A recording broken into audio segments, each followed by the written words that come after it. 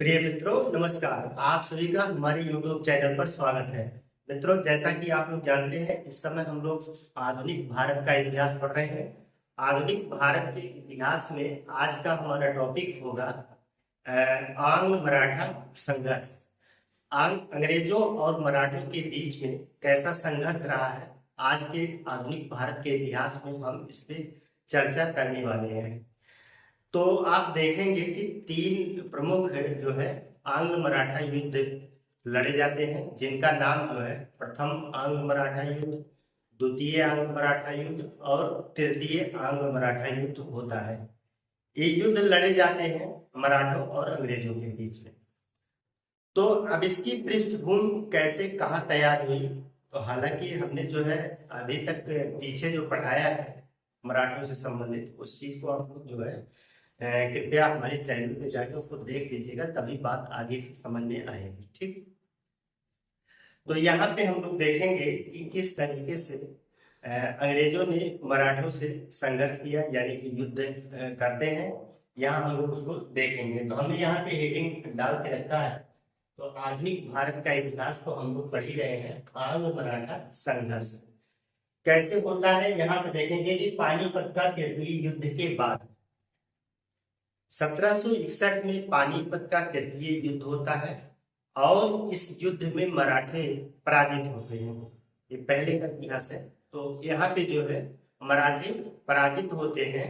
उसके बाद जो है माधवराव 1761 से 70 के बीच में जो है ये पेशवा बनते हैं और मराठों की खोई हुई प्रतिष्ठा को ये वापस लाने का काम करते हैं।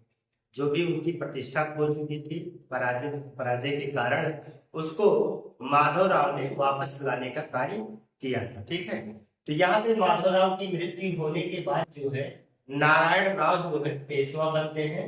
हालांकि नारायण राव की हत्या जो है वो राघवा यानी कि रघुनाथ, उसके चाचा ही रहते हैं रघुनाथ राव, या उन्हीं का नाम है राघवा। राघवा नारायण राव की क्या कर देते हैं, हत्या कर देते हैं। हत्या के बाद जो है माधव नारायण राव पेशवा बनते हैं, अल्पवयस्क होते हैं। ठीक है, तो ये इनको पेशवा बनाया जाता है। हालांकि यहाँ पे आप देखेंगे कि 12 भाई परिषद की स्थापना किया गया था और वही परिषद जो है वो इनके संचालन का कार्य करती थी, इनके शासन संचालन का कार्य करेंगे, जिसमें आप देखेंगे फडणवीस जो है नाना फडणवीस रहेंगे। ठीक है, तो यहाँ पे जो है माधव नारायण राव पेशवा बन चुके हैं। ठीक, अभी भी जो रघुनाथ राव है, यानी कि जिसे राघवा कहा जा रहा है, उनके अंदर में जो है पेशवा बनने की या शासन सत्ता चाह की बहुत बड़ी लालसा है। इस वजह से वो अंग्रेजों से जा मिलते हैं और जाकर सूरत की संधि करते हैं 1775 में। ठीक है, यहीं से जो है वो युद्ध की नींव पड़ जाती है, प्रथम आंग्ल मराठा युद्ध। तो यहाँ पे सूरत की संधि होती है। तो सूरत की संधि जो है ये राघवा और अंग्रेजों के बीच में होती है। ध्यान रहे कि यहाँ जो अंग्रेज है वो बंबई की सरकार, हालांकि एक बंबई की सरकार है, एक कलकत्ता की सरकार है, यानी कि बंगाल की सरकार। बंगाल की सरकार का आधिपत्य जो है आप पूरे भारत पे हो चुका है। जैसा कि आप लोग जानते हैं कि 1773 में रेगुलेटिंग एक्ट आया था, उसके हिसाब से अब जो यहाँ का बंगाल का गवर्नर था, अब वो बंगाल का गवर्नर जनरल गवर्नर हो जाएगा, ऐसा कहा गया है। ठीक है, गवर्नर जनरल बना दिया गया था। कहने का मतलब है कि मद्रास और बंबई प्रेसिडेंसी भी जो है वो बंगाल के अधीनस्थ आ जाएगी। ठीक है, तो यहाँ से आप लोग उसको कनेक्ट करेंगे। हालांकि ये सब चीजें हम लोग जब संविधान पढ़ेंगे तो उसमें और डिटेल्स में समझेंगे। यहाँ सूरत की संधि हो जाती है 1775 में। किसके किसके बीच में, राघवा और अंग्रेजों के बीच में। अंग्रेज से यहाँ हमारा आशय ये है कि यहाँ पे अंग्रेज से मतलब है कि बंबई की अंग्रेजी सरकार। ठीक है, अभी इसमें कलकत्ता की अंग्रेजी सरकार हस्तक्षेप नहीं की है, तो यहाँ पे केवल बंबई को। क्या होता है संधि में, सालसेट बसीन और ठाणे, सालसेट बसीन और ठाणे जो है अंग्रेजों को दिए जाने की बात की जाती है इस संधि के अंदर में। ठीक है, ये अंग्रेजों को मिलेगा। और यहाँ पे जो राघोवा है या रघुनाथ राव है उनको क्या मिलेगा, उन्हें केवल पेशवा बनना है। ठीक है, पेशवा बनने की चाहत है उनके अंदर में। तो पेशवाई के बदले जो है वो अंग्रेजों को सांसद, बसीर और थाने का पूरा क्षेत्र दे रहे हैं, और सूरत भड़ोच का राजस्व वसूली का काम भी अंग्रेजों को मिलने वाला है इस संधि के तहत। तो दो महत्वपूर्ण चीजें आप लोग याद रखिएगा कि यहाँ पे सूरत और भड़ोच का जो भी राजस्व आएगा उसको अंग्रेज लोग वसूलेंगे, वहां के राजस्व पे अंग्रेजों का अधिकार होगा, और सांसद, बसीर और थाने का पूरा क्षेत्र जो है अंग्रेजों के अधीनस्थ हो जाएगा।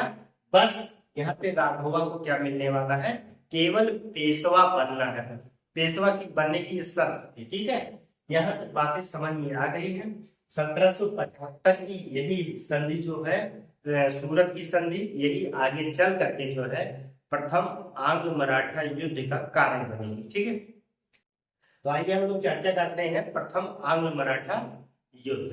तो प्रथम आंग्ल मराठा युद्ध आप देखेंगे कि 1775 से 1782 तक चलेगा। ठीक है, यहाँ पर जो है अंग्रेजी सेना एक तरफ रहेगी और मराठा एक तरफ। यहाँ मराठा से हमारा आशय है पूना दरबार से। ठीक है, पुणे में जो मराठा है उनसे आशय है। मराठा तो राघोवा भी थे, लेकिन राघोवा जो है वो अलग है। अभी मराठा से मतलब हमारा यहाँ पूना के दरबार में जो मराठा है उनसे रहेगा, और अंग्रेजी सेना रहेगी। ठीक है, कारण क्या रहता है युद्ध में, सूरत की संधि। ठीक है, सूरत की ये संधि जो है इन मराठों को अच्छी नहीं लग रही है।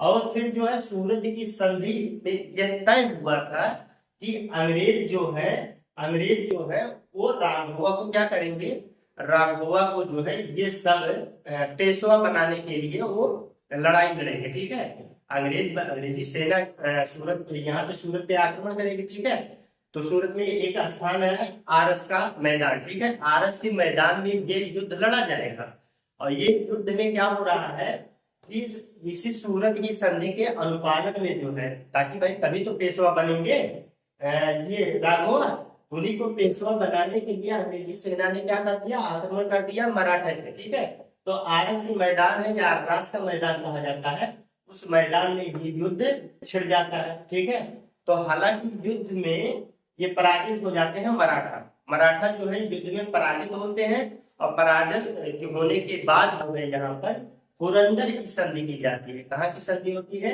पुरंदर की संधि होती है, और इस संधि के तहत जो है कंपनी राघोवा की सहायता नहीं करेगी। ठीक है, इस संधि में क्या हुआ, कंपनी राघोवा की मदद नहीं करेगी, और सांसद तथा ठाणे अंग्रेजों को देना पड़ेगा। ध्यान देने वाली बात यह है कि पुरंदर की संधि में जो है ये चीज कहां से आ गई कि कंपनी राघोवा का मदद नहीं करेगी या रघुनाथ राव की मदद नहीं करेगी। क्योंकि ध्यान दीजिए, जो रघुनाथ राव या राघोवा है उनका जो ये संधि हुआ था, सूरत वाली संधि, ये बंबई की सरकार से हुआ था। ठीक है, लेकिन जब ये युद्ध में यहाँ पे देखेंगे युद्ध होगा राष्ट्रीय मैदान में, युद्ध में मराठा पराजित होते हैं, तो मराठों ने क्या किया है, पुरंदर की संधि में कलकत्ता में इस समय जो है या बंगाल में जो है वारेन हेस्टिंग्स है, वारेन हेस्टिंग्स जो है गवर्नर है वहां का, तो उसके और पूना दरबार के बीच में जो है ये पुरंदर की संधि होती है। ठीक है, तो बंबई की सरकार ने क्या कर दिया, विरोध कर दिया। अब ये कलकत्ता की अंग्रेजी सरकार है। ठीक है, उसके बीच में पुरंदर की संधि और मराठा मतलब पूना दरबार के बीच में हो रहा है। तो इस बात का विरोध किसने कर दिया, बंबई की सरकार, बंबई की अंग्रेजी सरकार ने इस संधि का क्या कर दिया, विरोध कर दिया। ठीक है, जब विरोध कर दिया तो बंबई की सरकार और मराठा यानी कि पूना दरबार में पुनः युद्ध छिड़ गया। ठीक है, जो युद्ध होता है वो ताल गांव का युद्ध होता है। कहाँ का युद्ध होता है, ताल गांव का 1779 में ये युद्ध लड़ा जाएगा, ताल गांव का युद्ध। ताल गांव के युद्ध में मराठों ने क्या कर दिया, अंग्रेजों को पराजित कर दिया। ठीक है, यहाँ पे अंग्रेज पराजित हो जाते हैं, फिर बड़ा गांव की संधि होती है। संधि में क्या होता है, संधि में जो है बुरी तरीके से जो है पराजित किए थे, इसलिए जो है बड़ा गांव की संधि जो है बहुत ही अंग्रेजों के लिए अपमानजनक संधि होती जाती है। ठीक है, अंग्रेजों के लिए बहुत ही अपमानजनक है, कि कहते हैं कि मराठा लोग यहाँ पूना दरबार के जो सरदार होते हैं वो कहते हैं क्या कि बंबई की सरकार ने या अंग्रेजों ने जो है 1773 के बाद जितने भी मराठा क्षेत्र को जीते हैं उस सभी को वापस करना पड़ेगा, सभी को वापस करें, ठीक है।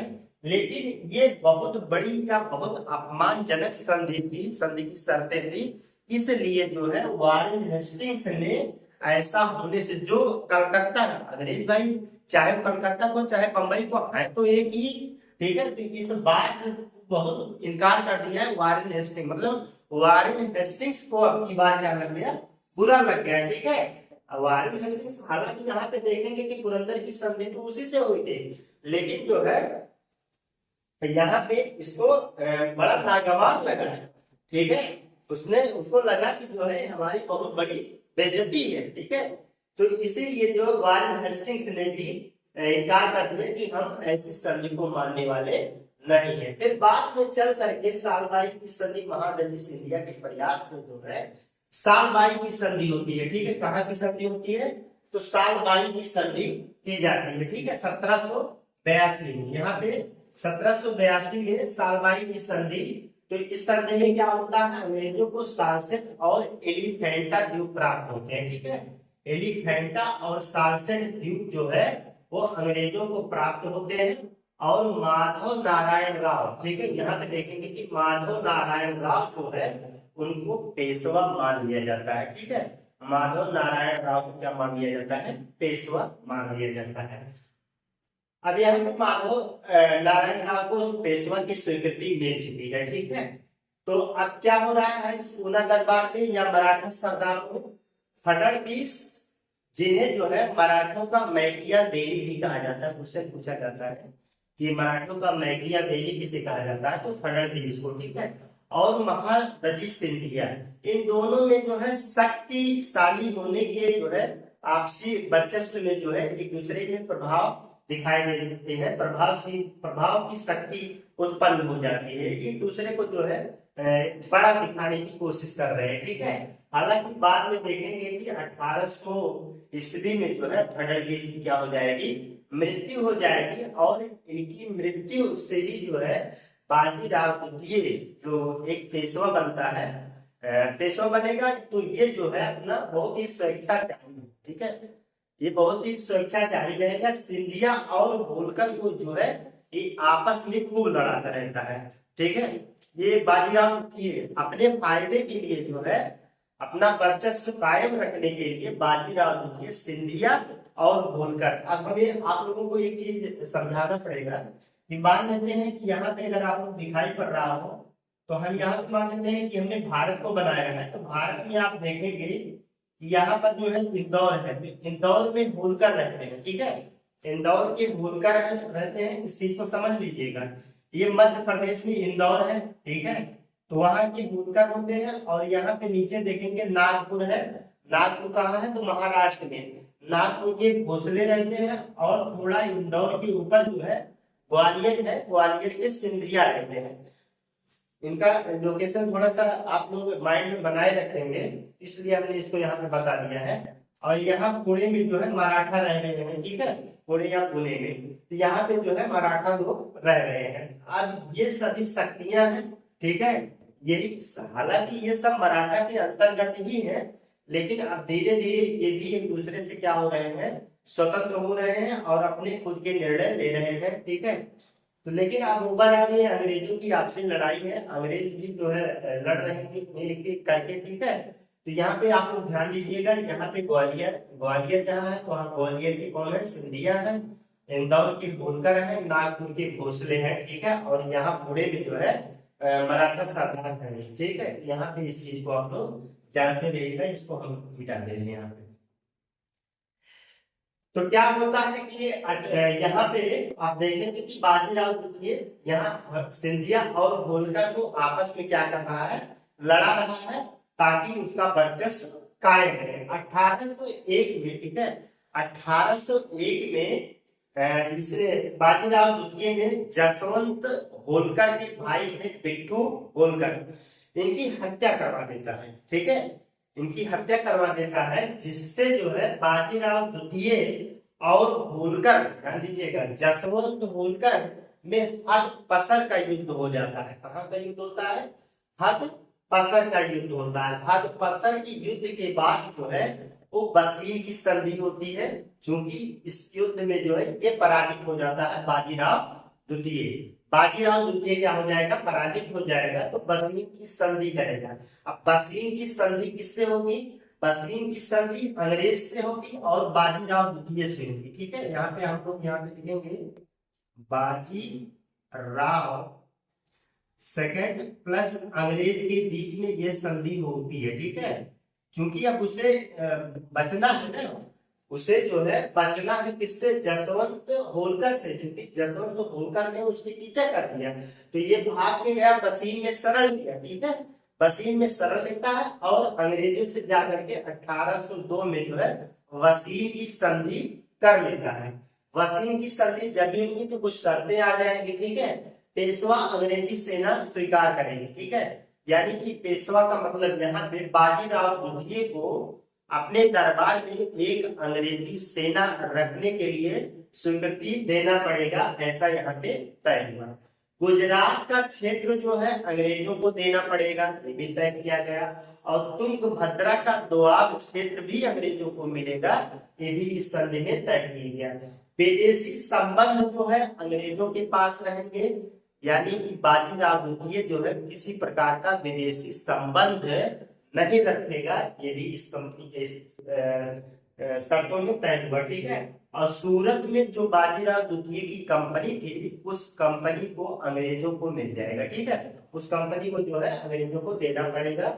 इस चीज को आप लोग जाने, मतलब ये बाजीराव द्वितीय की कंपनी थी, इसे अंग्रेजों को सौंपना पड़ेगा। तो ये सब शर्तें अंग्रेजों ने बाजीराव द्वितीय को बसीन की संधि पर थोपी।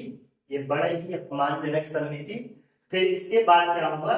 फिर भी इसके बाद अब की बार तो बाजीराव द्वितीय के बाद जो है संधि हुई थी ना, इस चीज को जो है सिंधिया और भोसले को नागवार लग रहा था। ठीक है, बुरा लग रहा था, इसलिए जो है इसी की वजह से द्वितीय आंग्ल मराठा युद्ध 1803 से 1805 के बीच में स्टार्ट होगा। ठीक है, चालू हो जाएगा। तो एक तरफ मराठा रहेंगे, दूसरी तरफ अंग्रेजी सेना है।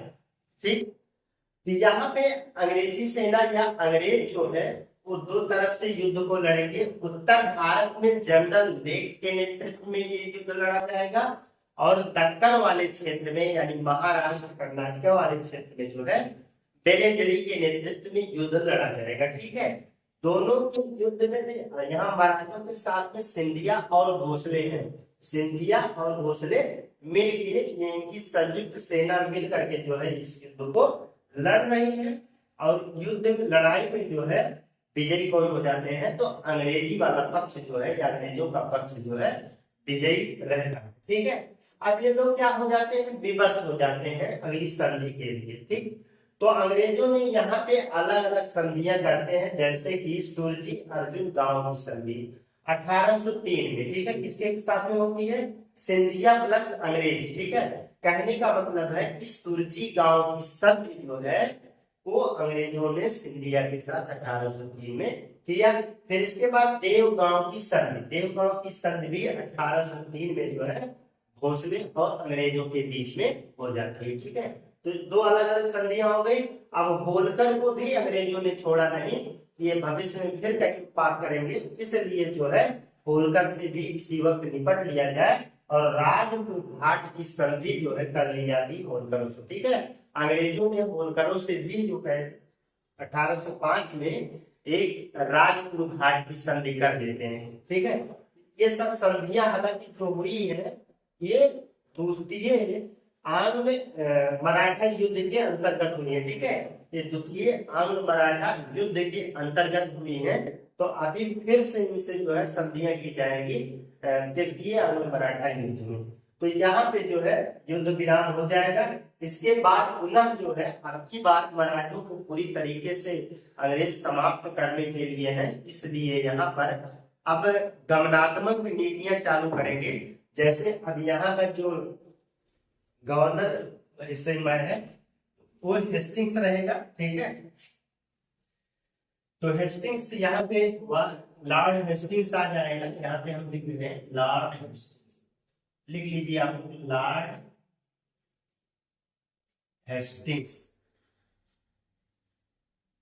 यहाँ पर लॉर्ड हेस्टिंग्स जो है वो गवर्नर रहेगा, गवर्नर जनरल, ठीक है, इसको याद रखिएगा। यहाँ पर लॉर्ड वेलेस्ली है, ये गवर्नर जनरल है, इसको याद रखेंगे आप लोग, ये गवर्नर जनरल है। और यहाँ पर कौन है पहले युद्ध में, तो वारेन हेस्टिंग्स है, ठीक है। तो वारेन हेस्टिंग्स का आप लोग नाम याद रखेंगे, ठीक। यहाँ पे वारेन हेस्टिंग्स गवर्नर जनरल, यहाँ में नाम लिखा है हेस्टिंग्स है, उसका मतलब वारेन हेस्टिंग्स है, ठीक है। तो हम इसको यहीं कहीं पे नोट कर दें, वारेन हेस्टिंग्स, यहाँ पे हम नोट कर रहे हैं वारेन हेस्टिंग्स।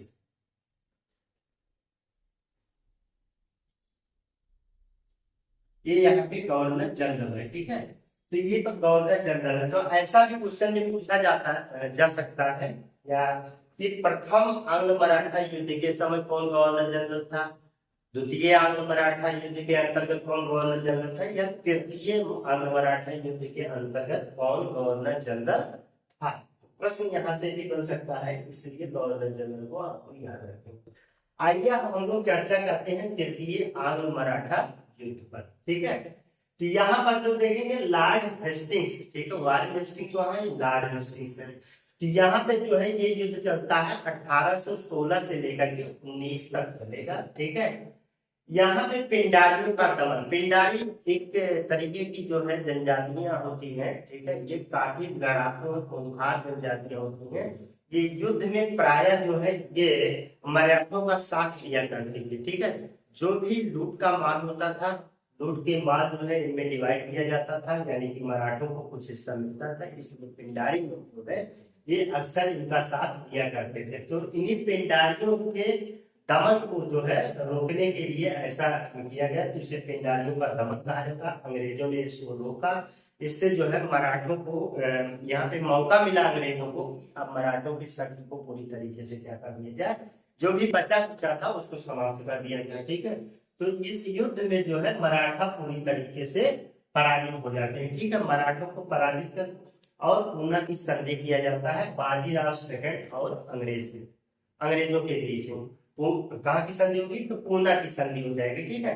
पूना की संधि में क्या होता है, अंत में 1818 में पेशवा के पद को क्या कर दिया जाएगा, समाप्त कर दिया जाता है। पूरा पेशवा का पद समाप्त कर दिया जाएगा। बाजीराव को दिए पेंशन बना दी जाएगी, यानी पेंशन दे दी जाएगी, और उन्हें जो है पूरा यहाँ मराठा क्षेत्र से या महाराष्ट्र से या पुणे से जो है इनको निष्कासित करके बेठूर यानी कानपुर में भेज दिया जाएगा, उत्तर प्रदेश के, ठीक है।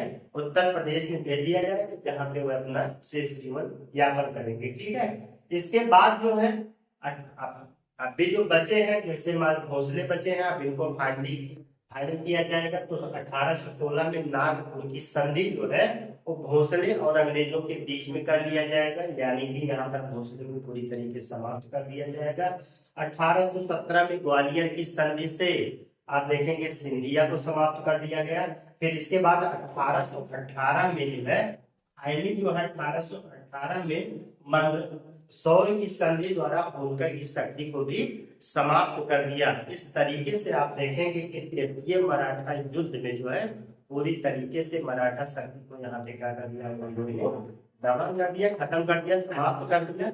मित्रों इसी के साथ हम जो है मिलते हैं एक और बेहतर क्लास के साथ, तब तक के लिए धन्यवाद।